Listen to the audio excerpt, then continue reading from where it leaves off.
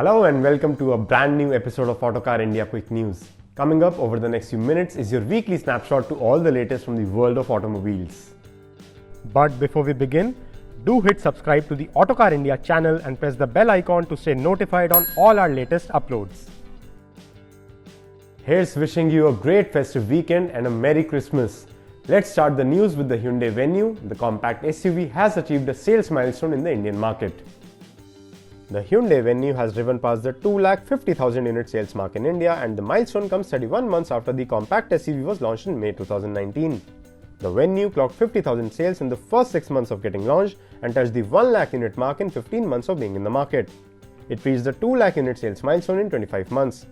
The sub 4 meter Hyundai comes with options of an 83 horsepower 1.2 litre naturally aspirated petrol, a 120 horsepower 1 litre turbocharged petrol, and a 115 horsepower 1.5 litre diesel. Of the total sales so far, the tilt is overwhelmingly towards petrol-powered Venues with a 73-27 bias.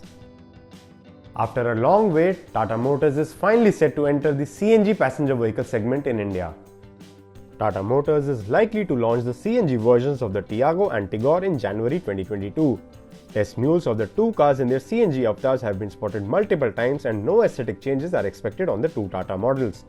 The cars could feature a couple of CNG badges as differentiators, however it still remains to be seen which trims will be offered with the CNG option. The Tata Tiago and Tigor come powered by a 1.2 litre 3-cylinder Revertron petrol engine that produces 86 horsepower and 113 Nm of peak torque. While the CNG variants will come equipped with the same engine, there could be a marginal drop expected in power on the CNG mode. There is likelihood of only manual transmission on the CNG trims. Let's switch to some important announcements, starting with an update on the ban on 10-year-old diesel vehicles in Delhi. The Delhi Transport Department will start deregistering all diesel vehicles registered in Delhi which are already or will turn 10 years old on 1st January 2022. The move is in compliance with the National Green Tribunal or NGT's order that states that owners of these end-of-life diesel vehicles can apply for a no objection certificate or NOC and re-register the vehicles elsewhere outside of Delhi NCR.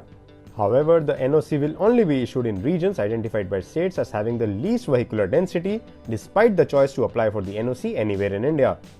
While a Delhi-registered diesel vehicle will be rendered unfit and illegal for road use upon hitting the 10-year mark, the owner will still be allowed to apply for NOC until the vehicle turns 15 years old.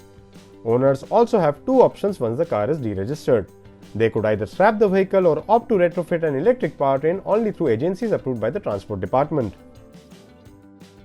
After announcing its exit from the Indian market earlier this year, Ford has now confirmed that more than 90% of its dealers will continue with their after-sales and service operations in the country.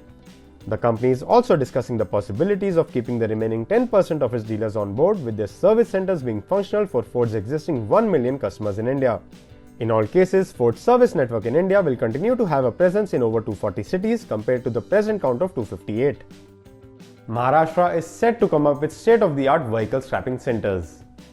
Tata Motors and Mahindra have signed MOUs with the Maharashtra government for setting up registered vehicle scrapping facilities in the state.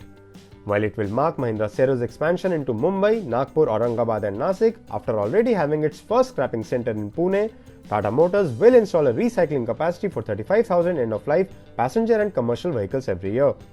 In a similar move, India's largest car maker Maruti Suzuki India and the Toyota Tsusho Group inaugurated their vehicle dismantling and recycling center in Noida in the month of November. And coming to two-wheelers now, TVS has launched a special edition version of the Apache RTR. TVS has launched the Apache RTR 165 RP at 1.45 lakh rupees ex-showroom India. This is the first offering under the company's race performance sub-brand. The most notable change on the motorcycle is the heavily reworked engine that makes it the most powerful among all 160cc motorcycles on sale in India. The bike uses a 164.9cc engine that produces 19.2 horsepower and 14.2 Nm of peak torque compared to the 17.5 horsepower produced by the RTR 164V.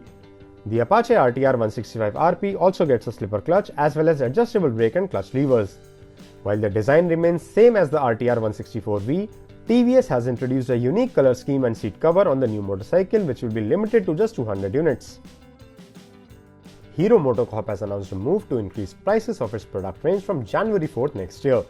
While the company hasn't specified the exact amount, it has hinted that the revision will be up to 2,000 rupees depending upon model and market. Similarly, Japanese bike maker Kawasaki has also announced to hike prices of its motorcycles in India from 1st January 2022.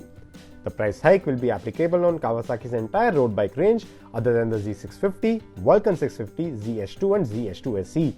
The increment will be in the range of 6,000 rupees for the entry-level Ninja 300 all the way up to 23,000 rupees for the company's later class Super Sport range. Italian motorcycle manufacturer Ducati too has announced to increase prices across its range starting next month. And that's all the news we have this week. Thank you very much for watching. See you again next week with more news and more scoops from the exciting world of automobiles. Till then, keep enjoying Autocar India.